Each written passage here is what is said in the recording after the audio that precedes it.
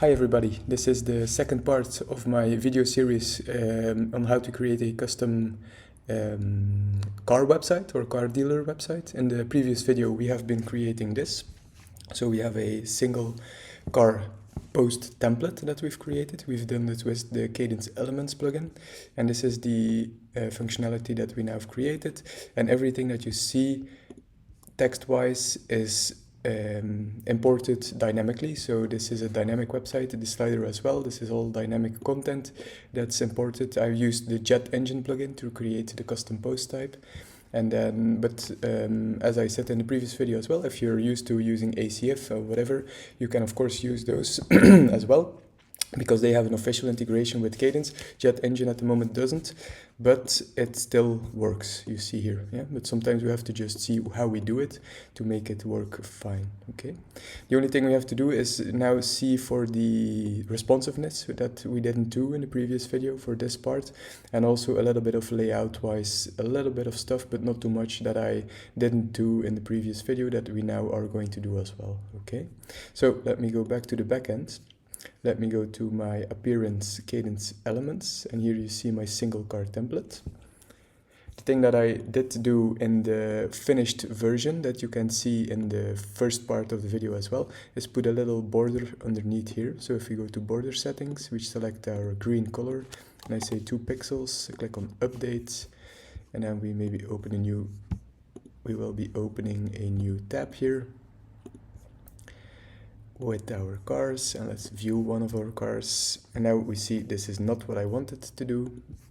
I've picked, because this is enabled, he does a 2 pixel border around top, right, bottom and the left. So if I have to uncheck this, yeah, and I only want the bottom one. So let me first go to 0 again, uncheck, and then go to 2 pixels on the bottom.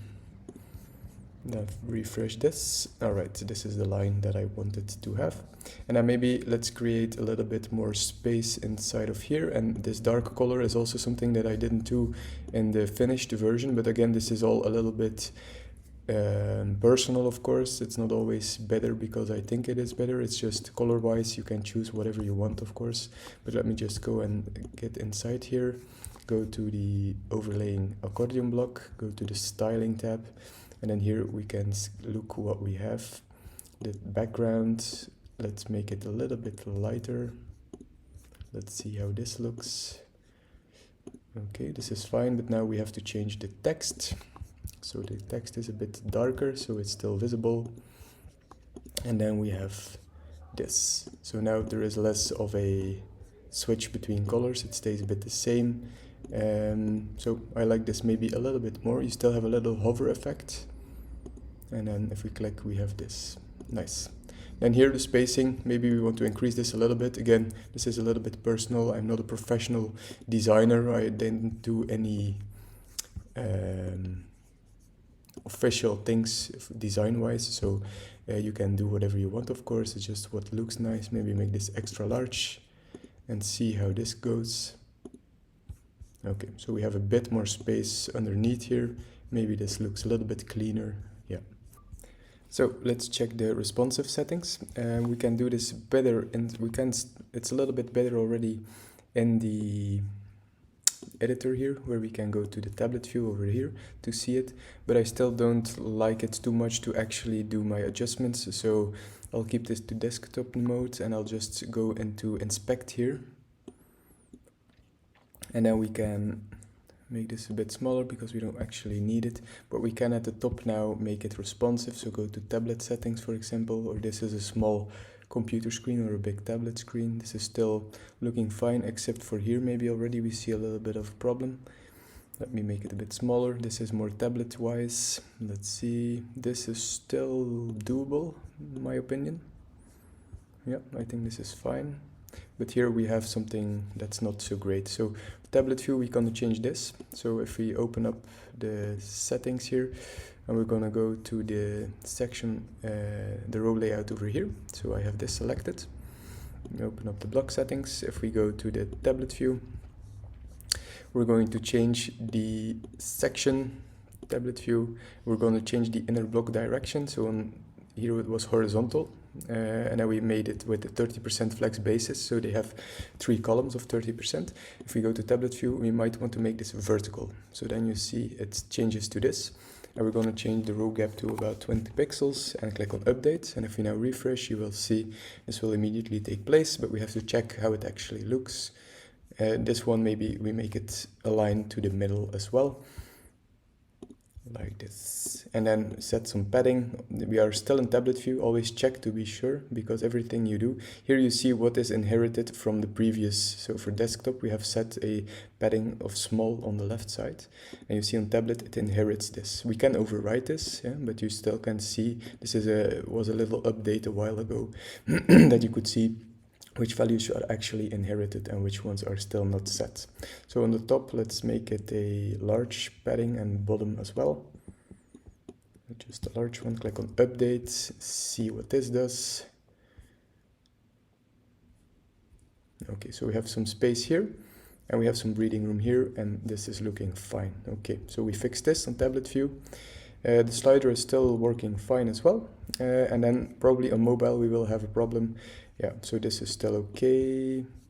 This is actually doing what it has to do. So the technical specs and the comfort is going underneath. General information will be the same.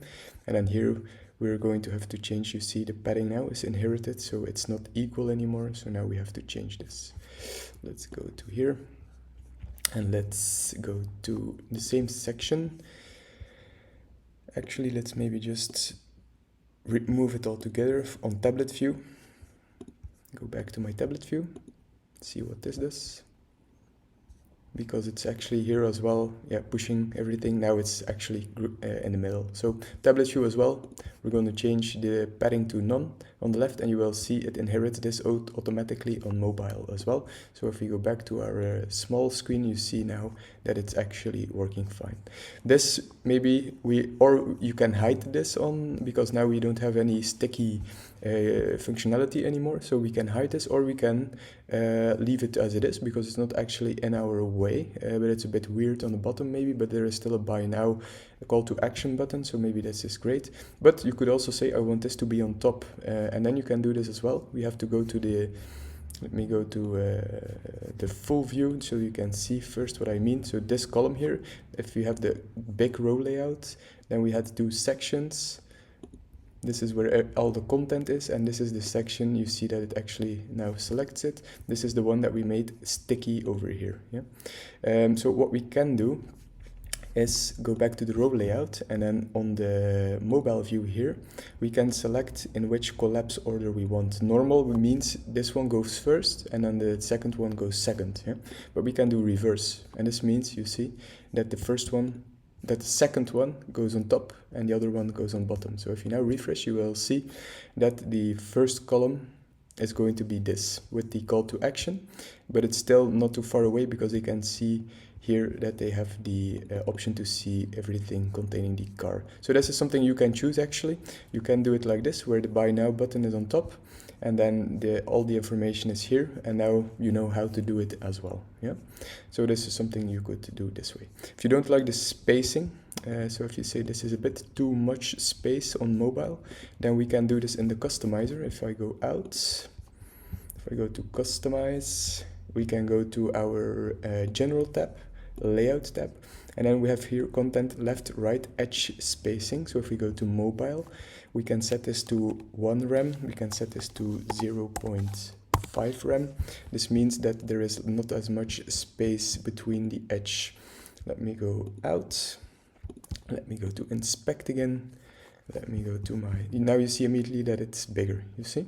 So now we have almost it touching the edges of the screen. So if you want on small screen sizes that it takes as much room as possible but still has a bit of space, you can do this inside of the customizer. Here you see immediately the tablet has more spacing, and then inside of the desktop, of course, we have even more. So this is, I think, everything we need to do in a nutshell to create it or to make it responsive. And this is actually, you see, not too much work. And this is because I also used a lot of the standard You can be a fan of it or maybe not, because it's a bit vague like this one. You see I used the extra large font size here, so you're not actually sure how much is this, but this uses a responsive mode that you don't actually, it increases and decreases automatically with the screen size. So here is the title of the car, and this becomes a bigger font. Now it's quite big, and the more that the screen goes bigger, it will increase a little bit. And if we go smaller again, the font is automatically also decreased a little bit. So this is why if you use these values here instead of the hard-coded, and then actually you can see which font size it is, it's 48 pixels. But if you use it this way, it makes it almost always a lot more responsive by default without doing too much for it.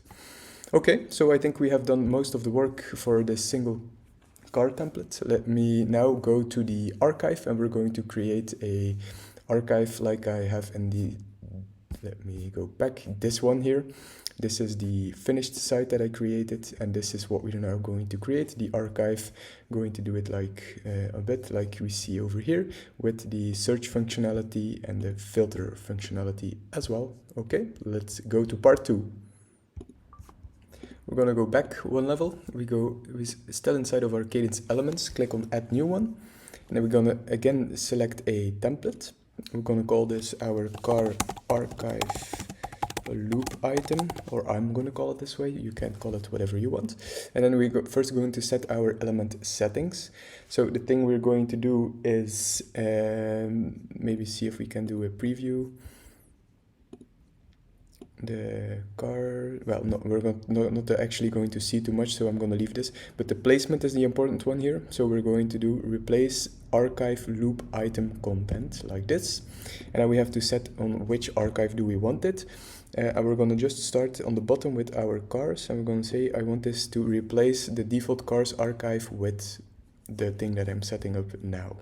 And this can be visible for all users. If we now click on publish, this is now live. So if I open up my website here, let me close my inspect view. And if I go to my browser and type in cars, oh, I did one too much, cars like this. Now you see it's actually empty. And why is this? This is because it's now taking in this template to replace the default template. And because this template is empty, this is actually also empty. Yeah, this I don't want, or not this way. So first we go to the customizer. I'm going to go to post pages layout. We're going to go to my cars archive, and we're going to say in content for my title. You see now it's like this, and it can be on the left side, it can be in the middle as well. This is something you can choose for yourself. This is everything, and we're going to set a normal width of my archive. Okay, archive columns, maybe set this to 3. And then click on publish and go out. And now we're now going to create the layout itself. The first thing I'm going to do is add a section. Oh, I did the wrong section. This is a jet engine section. I want my cadence section, this one. And then inside of this section, I'm going to create another section. Yeah? So you can always see here, I have a section. And inside of this section, I have another one. Yeah? This first one is going to contain our image, because the functionality between the single image blocks, like the image overlay or the, which one do we have? The advanced image that's standard with Kadence, does not work well or does not work at all with the jet engine at the moment. But I'll show you a workaround that actually has the same functionality. So what we can do, if I go back to my list view here, you have this second section. We're going to set here a background image. So open up the settings, style, select image, but we're going to do dynamic. So this one, we're going to say post custom fields, and you can try with this one again to see if they pop up, but you will see here that they probably won't pop up. So we have to custom input it. And I called it, I think, thumbnail, like this. And click on update already, yeah. But now there is no actual content inside, so we have to set a height for this block so the actual image will show. So go to advanced, structure, minimum height, and say, for example, 250 pixels. Click on update. We go to our cars archive, And voila, there we go. So this is actually a nice workaround for how we can display single images like a thumbnail without actually having to use an image block. We just use a section, set it as a background, and we make a minimum height of 250 pixels. In this case, works quite well. Okay, so actually already working perfect. You see we don't have a live preview over here, so we'll have to refresh the page here to see what we've done actually. Yeah. Then this section we are going to use to set it as a link. You can do this if you want to. So we can go here to overlay link, and we can say dynamic link, and we can say link to the post URL. This makes everything inside of this overlaying section clickable. So if I refresh now, you will see my cursor, see it changing. So now if I click, I go inside of my actual Ford Focus single post template, and the same will be applicable for this Nissan as well. So this is something you can do to make it clickable everywhere they go inside of the post. And if we put some text over here, this will also all be clickable. If you only want a button on the bottom to be clickable, then you should not use this overlaying URL section. Yeah. Okay, so we're gonna add a next section. So add after section again. And then we're going to add the advanced text block from Kadence. I'm going to say just a normal paragraph to start with, for example, or maybe in H2. This is, yep. And we're going to make this dynamic as well. So click on this icon. Click on the post title, add dynamic content, update. You see here it takes in the default post, the hello world post, but in the cars it will actually work, and you see it pulls in the actual title of the car. Yeah? You can set a font size if you want to. Then it's again working with the, I've made a video about how this actually works, so you can see it in action, how it is by default a little bit more responsive. So it's a little bit bigger now, but it will decrease if the screen size decreases as well. Then we're going to add, just click on enter, / another text block. I'm going to just make this a normal paragraph, and then we're going to add some dynamic content. This is going to be my post custom field. This does not work, but we can try. But you see nothing, so we have to do a custom input. We're going to say the condition of the car. This was a post custom field. Everything has been set up in the previous video. If you're not sure what I'm doing, check that one out. Refresh, and you see this is a new car, this is a used car. So it immediately is applicable here. Nice. Then what can we also do? Maybe the engine type, for example. So what you can do is just do no content. Then you can do a space, you can add a /, for example, but we can replace this with whatever, and then we can again import something dynamic. So again, a post custom field. If you're not sure for the custom input which the values were, you can open up your post types like we done. This is what we've set up, and then you can actually scroll around and see how did we call it. Maybe we can say gear. This means the transmission. Is it automatic or is it diesel? Is it automatic or is it a manual car? So this is something maybe is also good to display. So then you can type in gear, click on add dynamic content, and now you will see it will actually work. It will just put a / and then import the new dynamic content. And then, for example, we can say diesel or, and then we can again first look, where is it? We have price, we have brand, condition, horsepower, maybe with the technical specs. Aha, here it is, engine. So this is the text we need to fill in. Let's do another /. Let's again import post custom fields, custom input. Let's type in engine, click on add, update. And we have now new manual gasoline. Yep, working fine. The thing here, you can put whatever divider you want, of course. Let me show you the thing that I'll copy paste something from the actual website that I've already created. And now let me paste it in. Here we go. So we're going to replace the / with this gear icon. So you can do whatever you want, of course. This is just copy pasting some HTML icon that I found online. Now refresh, and now it looks like this. So do whatever you want, whatever feels comfortable for you. And you will see that everything is still clickable, so even the image, but also as soon as I enter this text section, even if I don't click on the text, it will still open up my custom post type, because I've set the overlay link to work this way. Okay. All right, then what can we still do here? Maybe the price underneath is a good idea to do. So another one, advanced text block. Can still be a paragraph, but we're going to make it maybe a bit bigger. I'm going to put the euro sign first. There we go. And then we're going to import dynamic content. Post custom fields. Current post, custom input, and we're just going to type in price. Click on add, update, refresh, and there we go. We have the price as well. So this is actually already working fine. Now we maybe want to increase or decrease, the spacing a little bit more, so it's a little bit closer together. Maybe add a bit of space between the image and the text. So we can do hello world, and we can say advanced top, and go to just small, for example, see how it looks. Okay, some spacing in between, and then between this and this, maybe I want less spacing, so go back to the advanced tab. This is a bit the thing, the bigger the font size you take, automatically it will increase the spacing sometimes. Even if you don't see anything here, you can, and it says none here, but you still have to like slide to the right, slide back to the left, and now it's actually none. Same with the padding, and let's click on update, see if this does anything.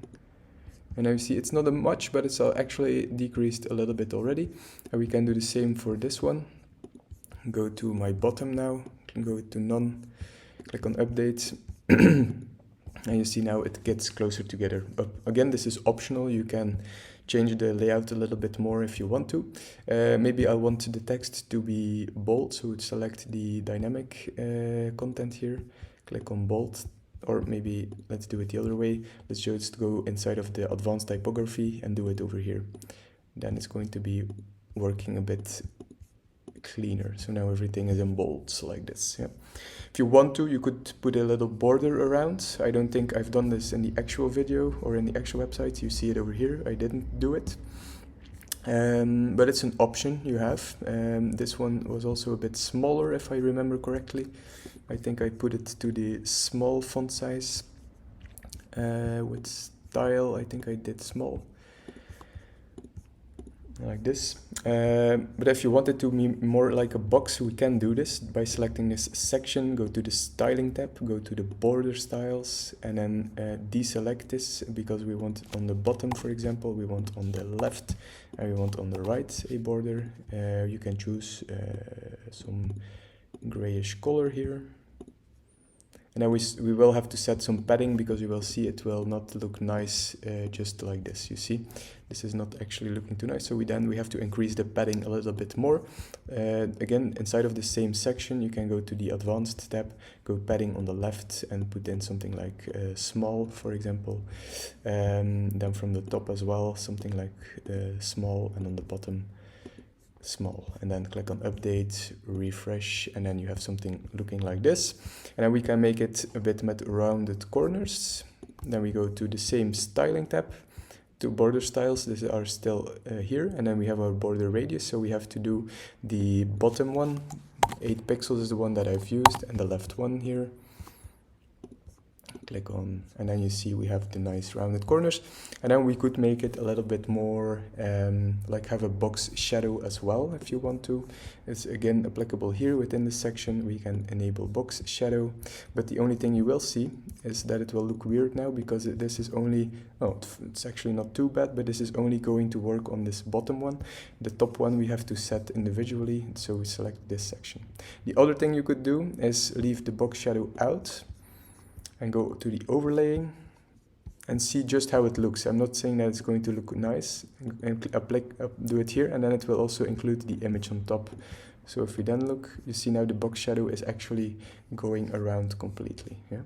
And then you don't actually always need really a border, because this box shadow replaces a bit sometimes the functionality of it, but it's an option you have. So with the box shadow going around completely, I like it more, but now I might want to remove the border. I think this will look nicer without borders. Let's select everything here and just put in 0, because we have the box shadow now. You see it's not actually necessary, it looks nicer without. So this is an option as well. It looks a bit different from the one that I've had here. Here I didn't have the box shadow underneath, but this is actually also looking fine. Yeah, so you can do whatever you want, of course. And then if we click on wherever we click, it will open up the actual, doesn't really matter where I click, because I set the overlay link, it will always link to the containing car underneath. Alright, so this is a quite simple way of displaying the most important features. Then we still have to do the search functionality and the filter functionality. And that's also something we're going to have to be able to do with using the Kadence Elements plugin. Okay. Actually, one thing we should do is when we add a car without an image, make it have a, like we have on the actual website, that it imports a dummy image as well. So this is something we can easily set up inside of this archive as well. In my media library, I have like this coming soon picture. You can choose another picture, of course. I just made this with Canva, just the background, and put some text over top. I'm gonna copy this URL, or I'm gonna copy this part at least. Command C, and then we're going to go back to our car archive loop item, the top section where we have in the style tab we have set the dynamic background image. If you open up this tab again, we scroll to the bottom, and here you have advanced, and you can say image size, we can say maybe medium large, so it doesn't load the whole size, and then fallback image URL. I'm gonna paste in, oh, I can't go back now. I'm gonna paste in this URL here, and you see now it pops up. Click on update. You won't see any difference if I go back to my cars here. It still is the same image because they have an actual image, but let me first add a car. Mercedes, put everything here in. Mercedes, condition used, heavy, horsepower 300, CO2 emission 190, automatic, color black, thumbnail gonna leave empty, gallery gonna leave empty as well, so we don't have the images yet. Cruise control, ABS, lane assist, and then technical specs, engine is a diesel, cylinder and mileage maybe 90,000. Click on publish, so we have a new car. Now if we open up our archive again, then you will see this will be included. And what do we have? We didn't provide a picture, so we're going to use the fallback image with coming soon, but it's already inside of my list, and people, it's clear because of this picture that pictures coming soon, that if they click on it they don't see any pictures, but I've already with this image told them that they have to wait a little bit and then the pictures will come. So this is a nice way to provide that this is not empty, because then it will look really weird and it will not fit with the rest of the cars. So just a quick way to do this. All right, now back to the search functionality. We're going to go back to my Kadence Elements here. We're going to add a new one. And we're going to say we're going to now say a content section, search plus filter, I'm going to call this. And we're going to go to the element settings, and you will see that placement now. We have a different set of options here. We're going to go to you have a archive, and we can set this here. After the archive inner title, So after archive, so body, header, scroll down, content wrap, above content hero title, content and sidebar, single inner content, inside the content, comments, and then here archive inner content, we select the after archive inner title, and then we have to set on which archives do we want to show this. So again, to the bottom, cars archive, there we want to place this visible for all users and click on publish. So we're going to add a row layout with one column. We're going to say use the theme content inner width. And inside of this section, we're going to add a search bar. This is just a default WordPress search bar. We're going to here go to the settings. We're going to disable the search functionality. The placeholder can be search by brand, for example, because it's only going to work this way. Then button outside is fine, and then we just want this one. If I now click on update and open up my archive, you will immediately see it's already inside, and this will actually, if I search for Nissan, it will actually work. But then we see we have a new problem, that this is still using the Kadence way of showing the archive, but I want it, of course, to have this layout. But I will show you in a minute how we can easily fix this as well, without having to do anything much. So this is the advantage of using Kadence Elements. We can apply this style to how many archives we actually want. Yeah? So this is now already working, this functionality. We're gonna say with the section and here the block settings, we're gonna say it's going to be horizontal. We're gonna have a gap of 10 pixels is fine. We're gonna set the flex basis of 30% maybe again. Let's say here in the middle. Click on update. This is not going to do too much. It's going to probably, it's not going to do too much. So the thing we're now going to do is add the filter functionality as well. So after this search bar, I'm going to say add after. Click on and type in model. So this is the default a block within the Kadence blocks plugin. The model, we're going to say here filter. This is the actual button. And to learn more, I'm going to delete. And then we're going to show model content, and this is going to be where our filters are going to be. So we're going to have, for example, by brand. But for this to work, we have to set something else first, but I'm gonna set this up already. We're gonna have a by transmission or transmission. So if it's automatic or if it's a manual car. And we're going to maybe by engine type. Like this, and click on bold. If I click on update, refresh this here, you will see we have the filter functionality here, and you see this actually works already quite fine, but now we don't actually have the filters yet. Yeah? So this is maybe a bit too much space, so what we can do is go back to the section, go to justify content, to the start, click on update, see if this works. Nope, it does not. The thing we actually have to change is here inside of this button and go to align text left. This was a thing that I forgot to do. If I refresh now, you see the button is actually here. And now we can increase the gap a little bit. Go back to the section, go to the gap over here and maybe say, for example, 30 pixels. And then we have a little bit more space in between. So this is working fine. Now, to have the actual filterability here, we're going to have to go back to our custom post types.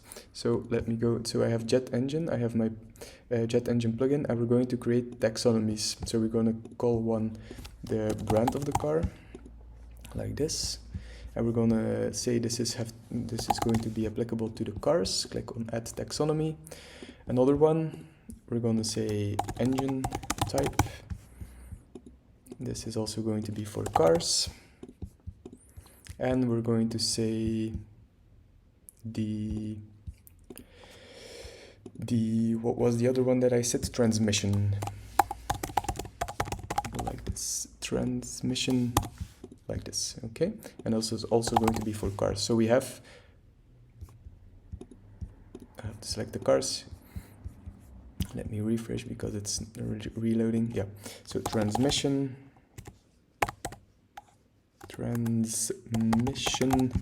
like this, set it to cars, actually click on it now, yep, Add taxonomy. Okay, so if I go back, we have 3 types of taxonomy now.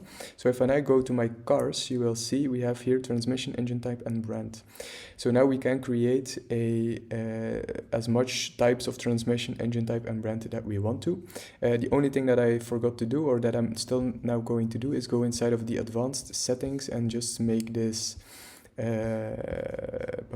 hierarchical. This is going to make it more like a category and not like a tag. So click on update, and this is just a little bit easier in a minute to actually apply this to my cars. It's not really important for other things.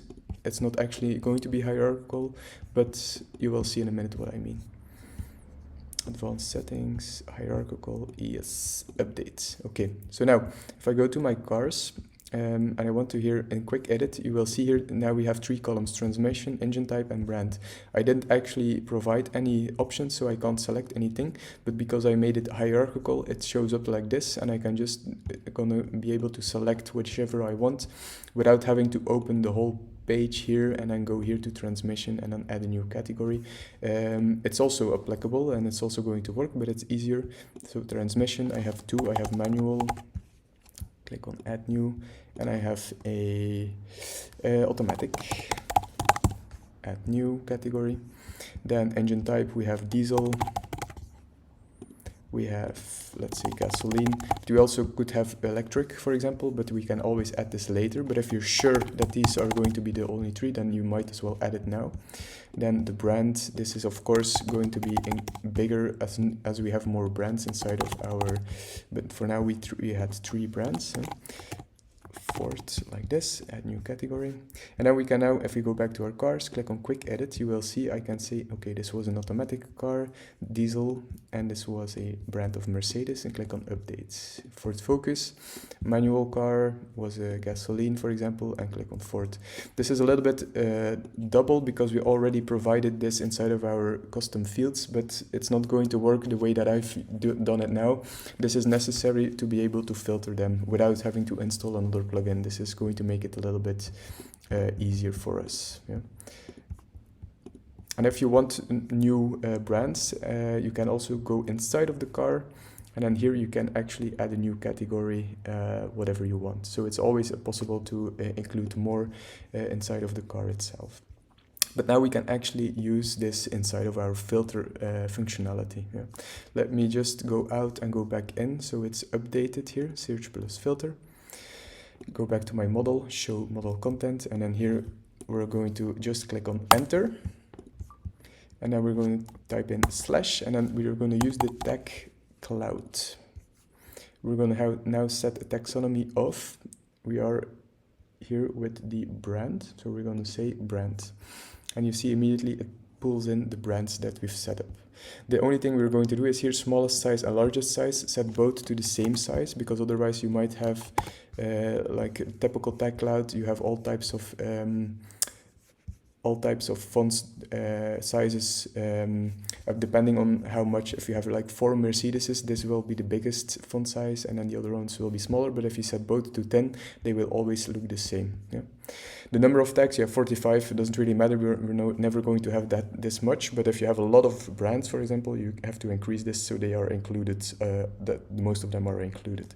We can also say show post counts. This is going to make sure that they already see how much of this brand you have. This might be a nice way to let them know that you have this many cars available, and click on updates. Then we're going to do the same thing, the tag cloud again. We're going to say transmission now. Going to set both to 10. You see here what I mean? Because we have more automatic cars than manual cars at the moment, this is getting more important as a tag cloud, and it's getting the 22 biggest size. So if we set this to 10 and this also to 10, they will actually be the same no matter what. Show post counts, and then the last one is going to again be a tag cloud, and we're going to say the engine type, and we're also going to say 10 and 10. 10 and 10, click on update. Voila. Then go back to the model. So I'm inside of my model here. We can say, so we can here set some functionality. So the width of it, you can make it bigger, and you can also set a max width. Style, you can say an overlay background color. This is this black color outside of the box. The animation you can set here. We can increase the button size a little bit more, so it's more obvious for people that there is a close button. We can also set the color to a different one. This is everything inner horizontal align. You can set whatever you want. You see this changes how the text is oriented, but I like it how it is like now. You can set a border as well. We can set a border radius, the same 8 pixels, for example, that we've already used. You see it immediately changes. And then you can also increase the padding a little bit if you wanted to. So if we do 50 pixels, this is a bit more padding on all sizes. Yeah? I'm not going to change too much here. I didn't do that with the... So this looks exactly the same. If we now click on filter, voila, looks really nice. Now we can now check. You will see it doesn't work yet because it does work. It filters on Nissan. If we go back, it filters on automatic. Both cars that have the automatic tag applied are filterable, but the layout is still wrong. So how can we fix this? Really easy. We go back to our elements. We have our car archive loop item. So we want this layout to be applied. So we just have to go to the element settings and go to display. So now it's only been shown on the car's archive. So we can add rules as much as we want, or we can also say just here you see actually everything we want. We want it also to be to the transmission, engine type, and the brand archives. We also want this layout to be applied. This is what we can select here. You could also go to the top and just select let's say all archives, but then if you ever make another archive that should not have this layout, then it's also going to be changed because we selected here all archives. So if you want to be sure for the future, just do this individually and say we also want the search results. You will see in a minute. We also want in the bottom here the brands. We also want the engine type, and we also want the transmission. Click on update. This is the only thing we need to do. We have here an automatic archive. Click on refresh. Voila, works immediately. Then go back. Let's filter on engine type. Works perfectly fine. Takes in the right layout. And let's use the search functionality again. You see, this is why you have to select the search, because now it also applies this to the search archive as well. The only thing we might want to include now is here a back to all cars, so they can actually go to the standard archive again. So we can do this again by creating an element. We are now busy creating elements, so we can do the same thing. The other thing you could do is just include this one on the other archives as well. So you have the search and the filter functionality on all. And this could be again here after archive inner title, display, and you could add whatever archive you would want. So let me just to show you search results, click on update. If I now search again, you see my search functionality and my filter functionality is actually also included here. So if you want this to be applied on all archives, this is also fine. You can do this. If you don't want this, just leave this as it is. And we're going to create a new element. We're going to add new. This is a content section. Back to all cars, so I'm just going to call it. We're going to set the settings, placement. It's going to be the same, so scroll a bit down.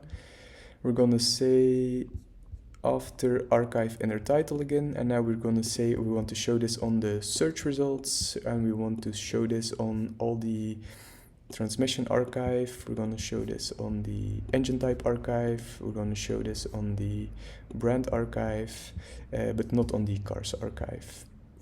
Now we can just say back to all cars and then include a little icon. We have to change this to an advanced text block for this. Check paragraph, and then we have the icon settings. Select an icon, the arrow to the right, and we're going to say this should be on the right. We're gonna set this to small, and we're gonna say this is also with general link, and we're gonna just type in /cars and click on this icon. So now the link is applied. Click on publish, and now you will see if we go to our archive and we go to search, we have the back to all cars. If we filter on brand,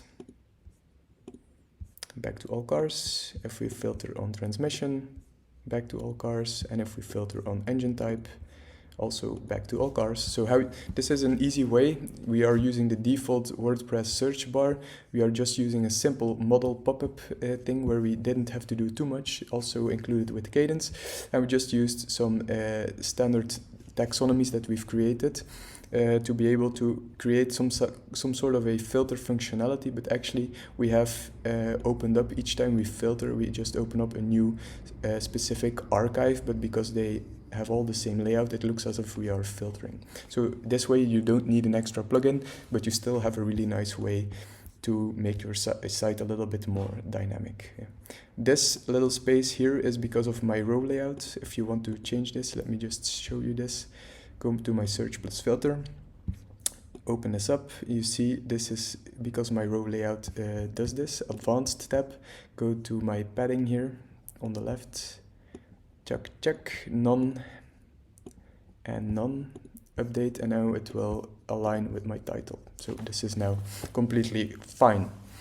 Voila, I think we have done most of the work. In the actual website that I showed in the first video, there is also a homepage, but this is not too important. I think we have learned a lot in these two videos. So play around with it, see if everything works for you, and then you can let me know in the comments. If you like more of this, just let me know, and play around with it. And I hope you learned something new today. And as always, thank you for watching, and I will see you in the next one. Bye bye.